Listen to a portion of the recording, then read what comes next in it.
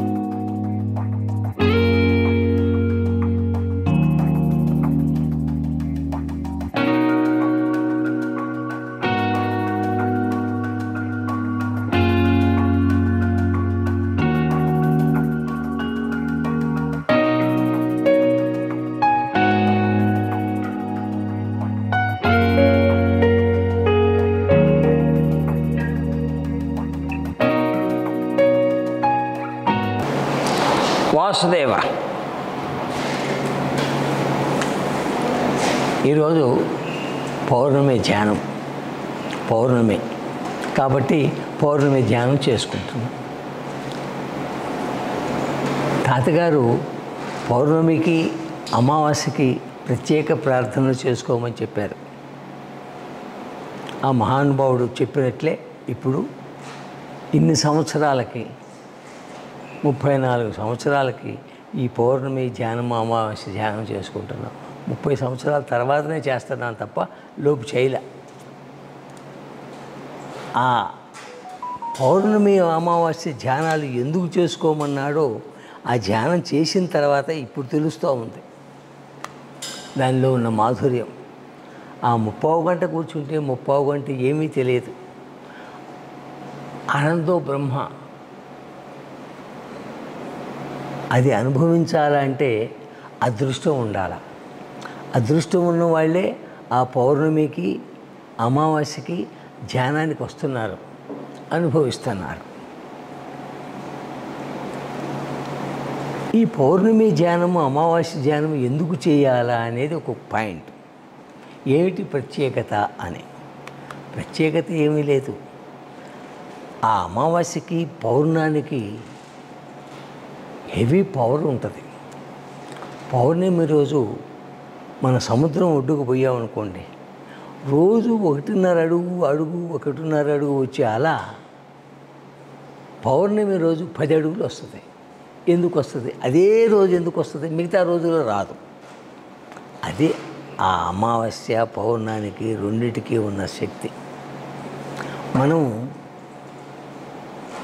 ఆంధ్రాలో అమావాస్య ముందులే వదిలే అని అంటాం. మంచి పని ఏదైనా చేయదలుచుకున్నప్పుడు ముహూర్తం పెట్టేటప్పుడు అమావాస్య ముందు ఏమి పెట్టరు. కారణం చాలా పవర్ఫుల్గా ఉంటుందని భయం వీళ్ళకి. అదే తమిళియన్స్ అమావాస్య రోజే పెడతారు ముహూర్తం. అమావాస్య రోజే మంచి పని కార్యక్రమం ప్రారంభిస్తారు. అది దిగ్విజయంగా సాగుతూ ఉంటుంది. మన వాళ్ళకి భయం, అందుకని పెట్టరు. పెట్టకపోతే వాళ్ళకి వీళ్ళకే నష్టం, వాళ్ళకేముంది. ఒకసారి తాతగారు ఈ సమ్మర్లో తాతగారిని ఇక్కడ ఉంటే వేడిగా ఉంటుందని కోనసీమ వాళ్ళు వచ్చి తాతగారిని తీసుకెళ్తూ ఉంటారు. తీసుకెళ్ళి కాకినాడలో బస చేశాడు తాతగారు డాక్టర్ ప్రసాదరావు గారింట్లో. పిఠాపురం నుంచి ఒక 5-6 స్కూటర్లు వేసుకొని వస్తారు. ప్రేయర్ అయిపోయిన తర్వాత వస్తారు వాళ్ళు. ఏమిటి బాబు గారు ఏమిటి అంటాడు. తాతగారు, మా ఊర్లో ఉచిత హోమియో డిస్పెన్సరీ ఒకటి స్టార్ట్ చేద్దాం అనుకుంటున్నాం, ప్రారంభించాలనుకున్నాం. రేపు అమావాస్య కదండి, అందుకని రేపాగి ఎల్లుండి పెడదాం అనుకున్నామండి. మీకు చెప్పి మిమ్మల్ని తీసుకుపోదామని వచ్చామండి. రేపు ఎందుకట ఆపటం అంటాడు. అమావాస్య కదా తాతగారు, అందుకని ఎల్లుండి పెడదాం. అమావాస్య రోజు పెడితే మంచి పవర్ఫుల్గా ఉంటుంది. అమావాస్య రోజే పెట్టాలా.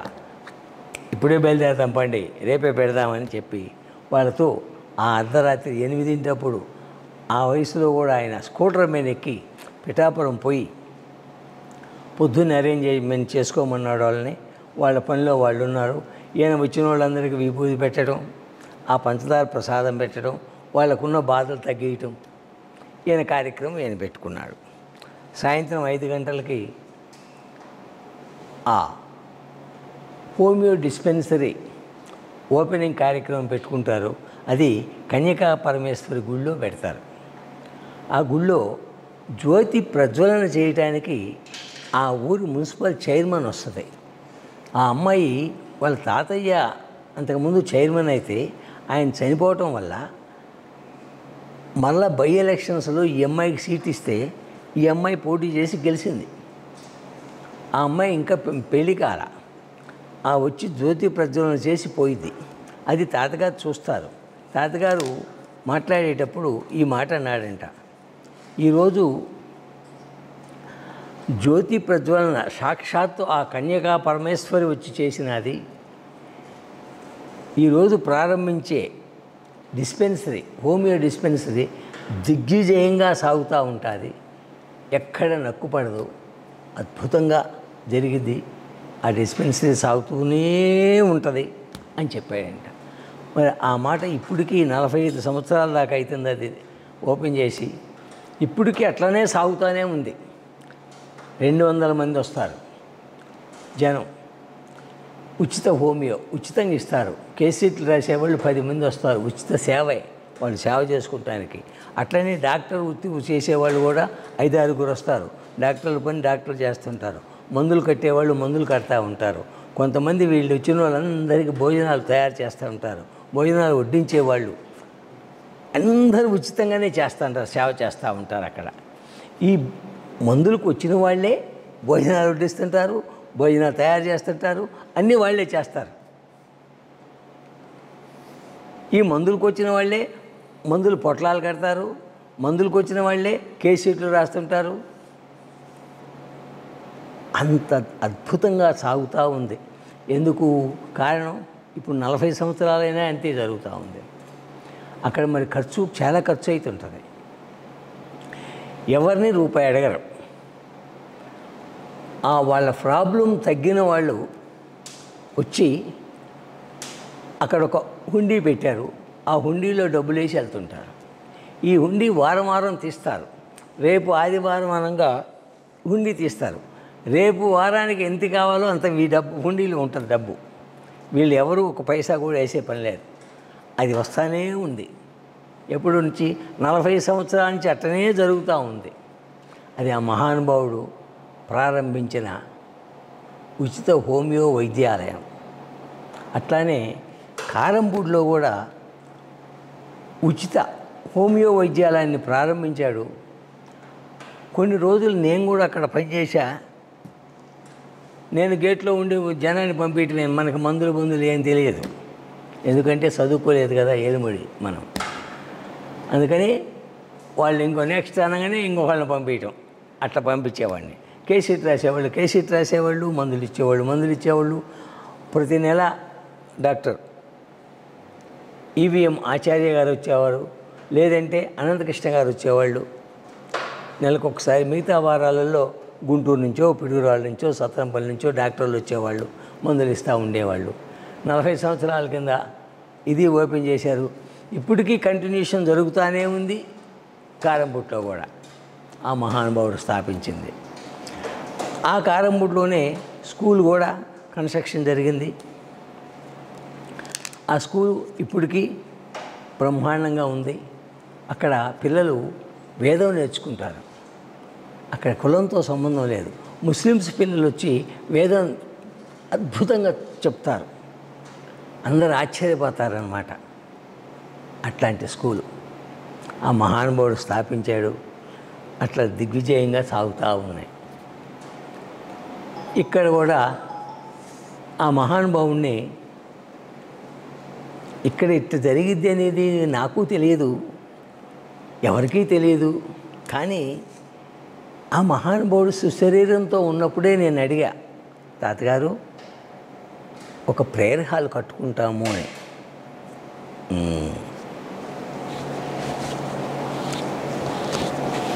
ఆయన ముక్కుని ఇట్లా అంటాడు, బాబుగారు ఈ కీస్ కాడ కీసులు అసలు వస్తాయి బాబుగారు అన్నాడు. కీస్ కాడ కీసులు అట్లా వస్తాయి అన్నాడు. అది ఎప్పుడు వస్తాయో తెలియదు. కట్టు అని కానీ, కట్టొద్దు అని కానీ, కట్టుకోమని కానీ, వద్దని కానీ ఏమి చెప్పలా. మౌనం అర్థం అనుకున్నా కట్టాము. కీసులాట్లు వచ్చేది ఎప్పుడో తర్వాత కదా, నేను పోయిన తర్వాత ఏమైనా వస్తాయేమో మనం చూడంగా కట్టేశాం. అద్భుతంగా దిగ్విజయంగా సాగుతూ ఉంది. ఈ పౌర్ణమి ధ్యానానికి, అమావాస్య ధ్యానానికి 150-140 మంది దాకా వస్తున్నారు ప్రస్తుతం. ఆ ప్రేయర్ అద్భుతంగా జరుగుతూ ఉంది. వచ్చిన వాళ్ళందరికీ తాతగారి ప్రసాదం పెడుతున్నాం. ఆ ప్రసాదం తింటారు, ప్రేయర్ చేసుకుంటారు, వెళ్ళిపోతున్నారు. ఈ అమావాస్య ప్రేయర్ ఏమో లోపలే హాల్లో చేసుకుంటున్నాము.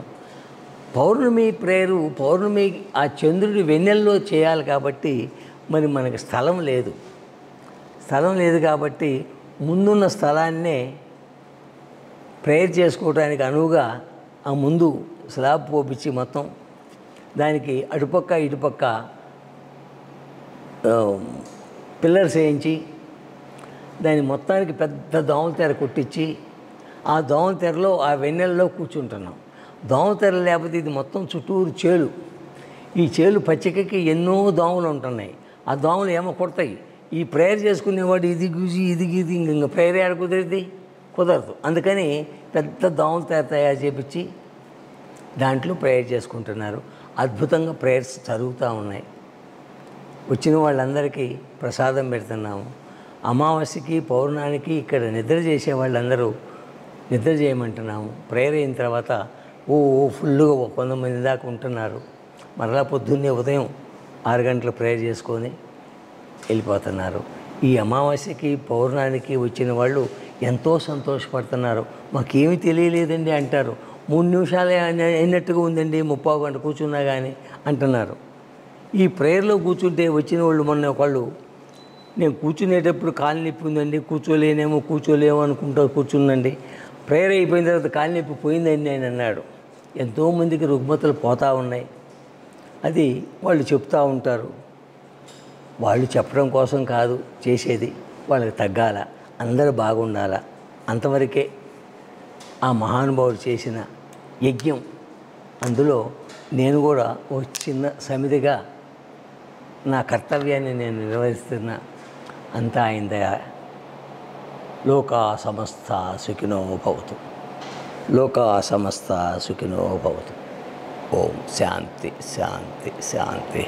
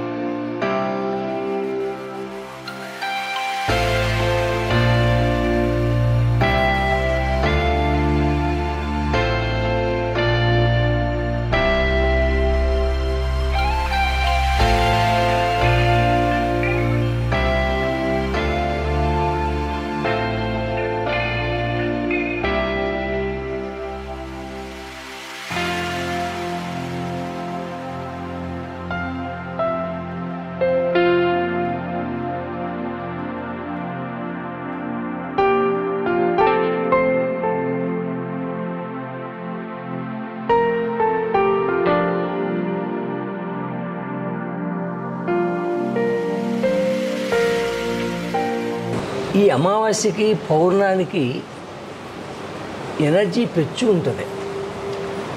ఒక అందరికీ అర్థం కావాలంటే పల్లెటూళ్ళల్లో అమావాస్యకి ఇది పెరిగిద్రోయ్ అంటుంటారు. ఎందుకు పెరిగిద్ది? ఆ రోజు పవర్ఫుల్గా ఉంటుంది కాబట్టి ఎనర్జీ, ఆ రోజు ఆ ఎనర్జీ ఎక్కువ ఉంటుంది కాబట్టి వాళ్ళకి ప్రతి జీవిలో ఆ ఎనర్జీ ఎక్కువైంది కాబట్టి వాళ్ళకి ఎక్కువైంది, మనకే ఎక్కువ ఉంటుంది. ఎనర్జీయే ఎక్కువ ఉంది కాబట్టి ఆ మహానుభావుడి దగ్గర వచ్చి కూర్చుంటే ఆ ప్రేయర్లో ఈరోజు పౌర్ణమి నాడు కానీ అమావాస్య నాడు కానీ ఆ ఎనర్జీ లెవెల్స్ని ఆ మహానుభావుడు తగ్గిస్తాడు. కాబట్టి ఈరోజు ప్రత్యేకంగా ప్రేయర్ చేయబడుతుంది. మీరు చూడండి, పౌర్ణమికి సముద్రం ఒడ్డుకు పోండి, రోజు అడుగున్నర ఉండే అలలు ఈరోజు 10 అడుగుల దాకా వస్తుంటాయి. కారణం ఆ ఎనర్జీ వల్లనే. ప్రతి సముద్రం ఏంది, గాలి ఏంది, వానేంది అన్నిట్లలో ఉంటుంది. ప్రతి జీవిలో ఈరోజు ఆ ఎనర్జీ పెరుగుతూ ఉంటుంది. ఆ ఎనర్జీ వచ్చి నష్టం కలిగించేటప్పుడు తాతగారి దగ్గర ఉంటే మనకు ఎలాంటి నష్టం కలగకుండా ఆ మహానుభావుడు రక్షిస్తాడనే ఉద్దేశంతో ప్రేయర్స్ జరుగుతూ ఉంటాయి. ఈరోజు మాస్టర్ సివివి గారి దగ్గర నుంచి పౌర్ణమికి అమావాస్యకి ప్రేయర్స్ జరుగుతూ ప్రత్యేకంగా ఉండేది. ప్రతి మనిషిలో ఉంటాయి. ఒక్కొక్కళ్ళు చూస్తే పచ్చని చెట్టు ఎండిపోయింది, ఒక్కొక్కళ్ళు చూస్తే నల్లటి రోలు కూడా పగిలిపోయింది. వాళ్ళ చూపులో ఉంటుంది అది. అలాంటి చూపులు అనేక మందిలో ఉంటాయి. వాళ్ళు చూసినప్పుడు అనేక మంది దాని బాధ్యతలు గురి అవుతుంటారు. ఆ చూపులేవి ఇక్కడ పనిచేయవు. ఈ మహానుభావుడి దగ్గర ఈ ఆరాలో కూర్చున్నప్పుడు అవన్నీ బయటికి పోతాయి. ఈ ఎనర్జీ మనలోకి వస్తుంది. మనలో ఉన్న నెగిటివ్ ఎనర్జీ బయటికి పోతుంది. మనలో ఎన్నో నెగిటివ్ ఎనర్జీ ఎప్పుడైతే బయటికి పోయిందో మనం ఫ్రీగా ఉంటాం, ఆనందంగా ఉంటాం. అందుకనే బయటికి ఆనందంగా వెళ్తారు. అవి ఎనర్జీ పోయిన తర్వాత ఈ తాతగారి విభూతి కనుక పెడితే ఆ ఎనర్జీ బయట శక్తులు అయ్యి ఉన్నాయో మళ్ళీ బయటికి పోయిన తర్వాత నీ కోసం కాసుకొని ఉంటాయి. ఈ బొట్టు చూసిన తర్వాత అవి దగ్గరికి రావు, వాటికి ఒళ్ళు మంట పుడతా ఉంటుంది. ఆ బొట్టు చూడంగానే వెళ్ళిపోతాయి, ఇంకా మన దగ్గరికి రావు. అందుకని హాయిగా సుఖంగా సంతోషంగా ఉంటారనమాట. ఒక 50 సంవత్సరాలు 60 70 సంవత్సరాల క్రితం పిల్లలు బళ్ళు పోతే ఒకడికో ఇద్దరికో ఉండే కళ్ళజోళ్ళు ఇప్పుడు పోయి చూడండి సగం మందికి ఉంటున్నాయి. దీనికి కారణం ఏమంటారంటే మనం తినే ప్రతి పదార్థంలో కూడా కల్తీ ఉంది. ఈ కల్తీల వల్ల అనేక ప్రాబ్లమ్స్ వస్తున్నాయి పిల్లలకి. ఆ ప్రాబ్లమ్స్ అన్నీ తగ్గిపోవడానికి ఇక్కడికి వస్తే తగ్గుతున్నాయి. కాబట్టి ఈ జీన్స్లు వేసుకొని స్టార్ట్లు వేసుకొని ఆ పిల్లలు పంజాబీ డ్రెస్సులు వేసుకొని ఏ డ్రెస్సులు వేసుకున్నా కానీ ఆ బాధ ఏం తగ్గదుగా. డ్రెస్సు వేసుకున్నంత మాత్రం బాధ తగ్గిద్దా? బాధ ఉంటుంది. ఆ బాధ పోవడానికి ఇక్కడికి వచ్చేది. ఇక్కడికి వస్తే ఆ బాధలు తగ్గిస్తున్నాడు ఆ మహానుభావుడు. అందుకని ఆనందంగా ఉంటున్నారు. వాసుదేవ. రైట్.